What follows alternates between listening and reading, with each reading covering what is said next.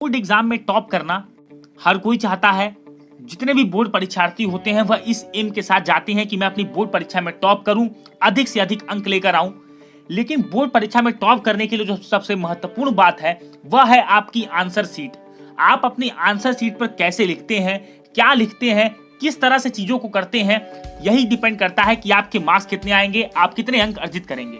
और हम सभी जब किसी टॉपर को देखते हैं, किसी टॉपर के बारे में पढ़ते हैं, तो हमारे मन में एक सवाल जरूर उठता है, हर बच्चे के मन में सवाल उठता है कि आखिर टॉपर ऐसा क्या करते हैं जिससे वो एग्जाम में टॉप करते हैं और हम एवरेज मार्क्स ही पाते हैं, और कुछ लोग तो विफल हो जाते हैं, कुछ लोग फेल भी हो जाते हैं। तो क्या कारण है, किन बातों का आपको ध्यान रखना है, आज मैं आपसे इसी विषय पर बात करने वाला हूं। स्वागत है दोस्तों आपका एपीएन क्लासेस यूट्यूब चैनल पर, और मैं आपका मित्र उज्जवल उपाध्याय स्वागत करता हूं आपका बहुत ही महत्वपूर्ण एवं अहम वीडियो में। आज मैं आपको बताने वाला हूं और दिखाने वाला हूं एक टॉपर की आंसर शीट। आप इस आंसर शीट को देख करके अंदाजा लगाएंगे कि कौन सी गलतियां हम करते हैं और कौन सी गलतियां टॉपर्स नहीं करते, किन बातों का वो विशेष ध्यान रखते हैं। सबसे पहले जान लीजिए, जब आपके पास आपकी आंसर शीट आती है तो एक टॉपर और एक मीडियोकर और एक एवरेज स्टूडेंट में और एक फेलियर में अंतर यह होता है कि उस कॉपी को देख करके, क्वेश्चन पेपर को देख करके वह नर्वस नहीं होता जो टॉपर होता है, और जो एवरेज बच्चा होता है वो थोड़ा सा नर्वस हो जाता है और डर सभी को लगता है। लेकिन आपका कॉन्फिडेंस ही आपके एग्जाम में आपका सपोर्ट करता है, क्योंकि एग्जामिनेशन में बैठने के बाद आपका दिमाग ब्लैंक सा हो जाता है, ऐसा लगता है कि हम कुछ पढ़े ही नहीं है। पर आपका कॉन्फिडेंस आपके ऊपर होना चाहिए कि हाँ, मैंने जो साल भर तैयारी करी है, बहुत अच्छे से मैंने मेहनत करी है, इसमें मुझे परफॉर्म करके दिखाना है। यही आपका कॉन्फिडेंस आपको होना चाहिए। जब आपकी आंसर शीट आती है तो आपका जो फ्रंट पेज होता है उसमें आप अपनी बेसिक डिटेल भरते हैं। आपकी जो ओएमआर शीट होती है उसमें अपना रोल नंबर, पेपर का कोड, एग्जामिनेशन सेंटर का नेम, अपना रोल नंबर, आप सभी चीजें जो इंपॉर्टेंट डिटेल्स होती हैं, अपना सिग्नेचर, सभी चीजें आप भरते हैं। इसके बाद अपने फ्रंट पेज पर आप पहुंचते हैं। उसी से आपकी जर्नी स्टार्ट हो जाती है बोर्ड एग्जाम की, और अब उस ड्यूरेशन में 2 से ढाई घंटे 3 घंटे की ड्यूरेशन में आप जो करते हैं वही आपका परिणाम तय करती है। तो सबसे पहले जान लीजिए, कॉपी में स्टार्ट करने से पहले आपको कुछ बातें बता दूं। आप 2-3 बातों का बहुत ध्यान रखिएगा। एक, अपनी कॉपी में नीटनेस, क्लीननेस और क्लियरिटी, इस बात का ध्यान रखिए। आप इस नोटबुक को जो चल रही है आप इसको देखिए, कितना नीटनेस, इसमें कितनी सफाई से चीजों को किया गया है, कितने साफ सुथरे से कॉपी लिखी गई है।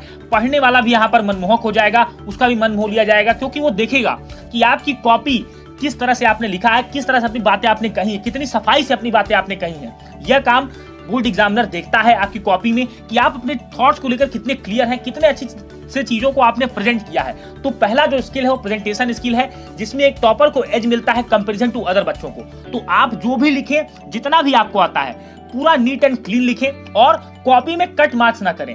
अगर आपको कुछ कट भी करना है तो एक सिंगल लाइन से केवल कट करके छोड़ दें। ऐसा नहीं कि आप उसको पूरा कवर अप करने लगे। पेन से बहुत लोग मैं देखता हूं कि पेपर से पूरा लेकर के उसको कवर अप करने की कोशिश करते हैं, उससे कॉपी में आपकी गंदगी आती है, गंदा लगता है देखने में। ऐसा आपको नहीं करना है। वहां पर आपको एक सिंपल सा कट मार्क करना है और आगे बढ़ जाना है। कोशिश तो ये करिए कि कॉपी में कहीं कटमिट हो ही ना।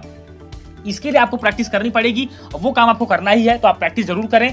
तो दूसरी बात, जब भी आप थ्योरी का आंसर लिखते हैं, यानी जब कोई क्वेश्चन आप थ्योरेटिकल आंसर दे रहे हैं, तो आंसर को पैराग्राफ में न लिखें। मैं बार बार आपको इस चीज को कहता हूं। आप इस नोटबुक को भी देखिए जो चल रही वीडियो में, इसको आप देख सकते हैं। इसमें भी आंसर को पॉइंट वाइज शॉर्ट पॉइंट्स के माध्यम से लिखा गया है, ताकि एग्जामिनर को पढ़ने में डिफिकल्टी ना हो। मैं बार बार आपसे कहता हूं कि अगर एग्जामिनर आपकी कॉपी आसानी से पढ़ रहा है तो इसका मतलब यह है कि आपका मार्क्स अच्छा आएगा, और जितना डिफिकल्टी होगी एग्जामिनर को आपकी कॉपी पढ़ने में, उतना आपका मार्क्स कम होता चला जाएगा। तो इसलिए जब भी थ्योरी का आंसर लिखें, कोशिश करें कि short points, clear points, to the point, ये 3 बातों का ध्यान रखने के बाद इस तरह से पॉइंट वाइज आप आंसर को लिखें।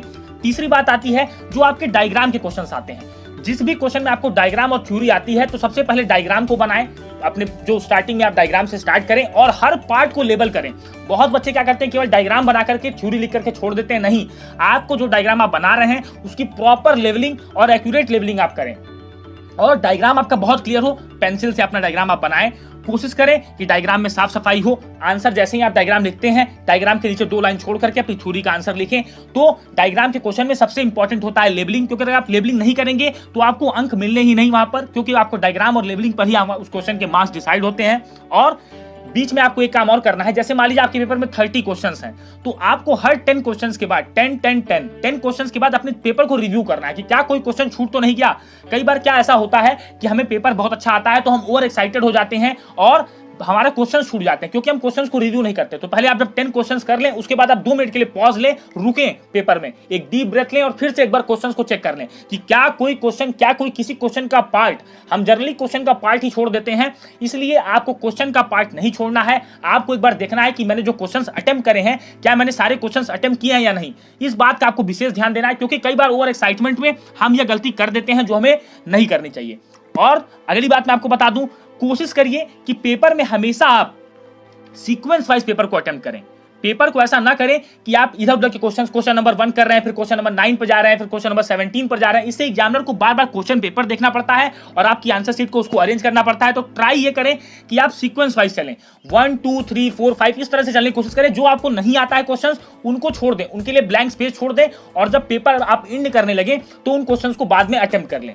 ये काम आप कर सकते हैं कि उतना गैप आप छोड़ दें कि हाँ मुझे ये क्वेश्चन नहीं आ रहा है, तो आप वहां पर गैप छोड़ के हट सकते हैं। और अगर आपको नहीं होता है, ठीक है, आप अपने तरीके से करें, लेकिन प्रयास यह करें कि सीक्वेंस वाइज क्वेश्चंस को आप सॉल्व करें, सीक्वेंस वाइज क्वेश्चंस को आप लिखें, क्योंकि एग्जामिनर को आपकी कॉपी पढ़ने में आसानी होगी तो आपको अंक भी आसानी से मिलेंगे, उसको डिफिकल्टी नहीं होगी, आसानी से वो एक पॉजिटिव मूड के साथ आपकी कॉपी चेक करेगा। लेकिन अगर आप ऑर्डर को रीअरेंज नहीं रहेगा तो उसको प्रॉब्लम होगी, तो आपकी कॉपी को देखने के बाद उसका निगेटिव माइंडसेट हो जाएगा कि इस बच्चे के थॉट्स में क्लियरिटी नहीं है, इस बच्चे को पेपर नहीं आ रहा है, ऐसे वो थॉट्स अपने माइंड में बना लेगा। और अगली बात आप देखिए, इस कॉपी में क्वेश्चन को खत्म करने के बाद एक बॉर्डर लाइन खींची गई है। यही मैं आपको बार बार कहता हूं कि ये प्रेजेंटेशन स्किल्स में आता है कि आप किस तरह से अपनी चीजों को प्रेजेंट कर रहे हैं। जब भी आप किसी क्वेश्चन को खत्म करें, किसी क्वेश्चन को आप एंड कर रहे हैं, तो एक बॉर्डर लाइन, सेपरेशन लाइन जरूर खींच दें। इसका मतलब एग्जामिनर को पता चलना चाहिए कि वहां पर आपका आंसर खत्म हो चुका है, अब आप नेक्स्ट क्वेश्चन पे जंप कर रहे हैं, अच्छे से आप उस क्वेश्चन को अटेम्प्ट कर रहे हैं। तो हर क्वेश्चन में आपको ऐसा करना है।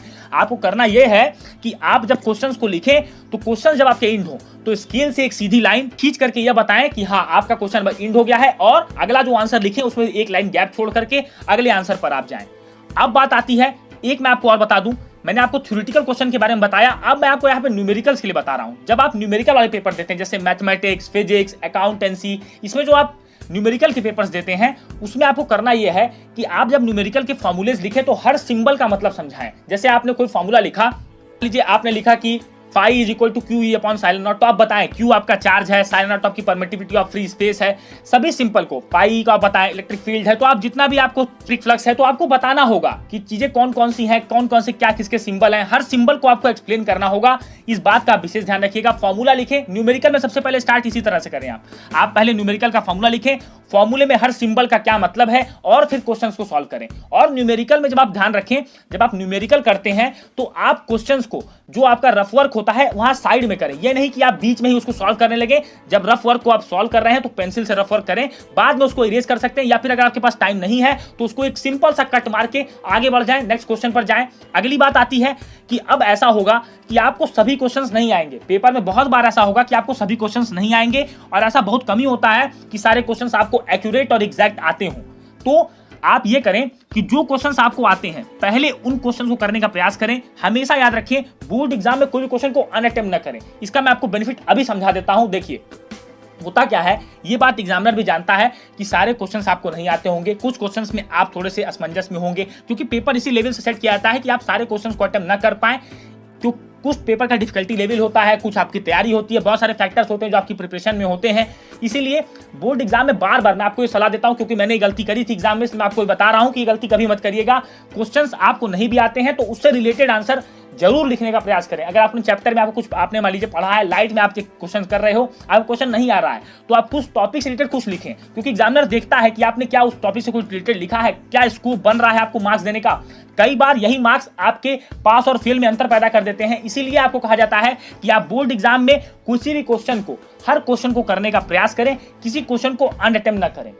अगली बात आ जाती है कि आपको अपनी नोटबुक में देखिए, और एक टॉपर क्या करता है, पेपर में उसका टाइम डिसाइड होता है कि मैं 2 घंटे 45 मिनट तक मैं अपने आंसर्स को लिखूंगा, पेपर को अटेम्प्ट करूंगा, लास्ट के 15 मिनट पूरा अपने पेपर को रिव्यू करूंगा, रिवाइज करूंगा, देखूंगा कौन सी गलतियां हो रही हैं, उन गलतियों को मैं सही करूंगा। इसीलिए मैंने आपको बताया कि 10 क्वेश्चन करने के बाद आप 2 मिनट रिव्यू में डालें, अगले 10 क्वेश्चन करें, फिर रिव्यू में डालें, अगले 10 क्वेश्चन करें और रिव्यू में डालें। इससे आपका जो 6 मिनट होता है वो आपके लास्ट के 15 मिनट बचा सकता है। आप जो क्वेश्चन नहीं कर पा रहे हैं उन क्वेश्चन को करने का प्रयास करेंगे। ये कुछ बातें थी जो एक टॉपर की कॉपी में आपको देखने को मिल रही होगी। स्क्रीन पे जो नोटबुक चल रही है इसका आप इलस्ट्रेशन ले लें, स्क्रीनशॉट लेकर के एक बार आप देख सकते हैं, खुद से एनालाइज कर लीजिए कि किस तरह से कॉपी अटेम्प्ट की गई है, क्या क्या फैक्टर्स रहते हैं एक टॉपर बनने में। एक टॉपर बनने के लिए आपको अपनी कॉपी में क्या क्या करना होगा। मुझे उम्मीद है कि आपको वीडियो बहुत पसंद आएगा, क्योंकि आप लोग के बहुत कमेंट आते हैं कि सर टॉपर अपनी कॉपी में ऐसा क्या लिखते हैं जो वो टॉप करते हैं, अधिक से अधिक अंक पाते हैं। मुझे उम्मीद है कि आपके इन बातों का सवाल इन सवालों का जवाब आपको मिल चुका होगा। दोस्तों आपको वीडियो कैसा लगा, वीडियो को लाइक कीजिए, चैनल को सब्सक्राइब करिए, नोटिफिकेशन बेल को टैप करिए। मिलेंगे दोस्तों अपने अगले वीडियो में, तब तक के लिए thank you and have a wonderful day.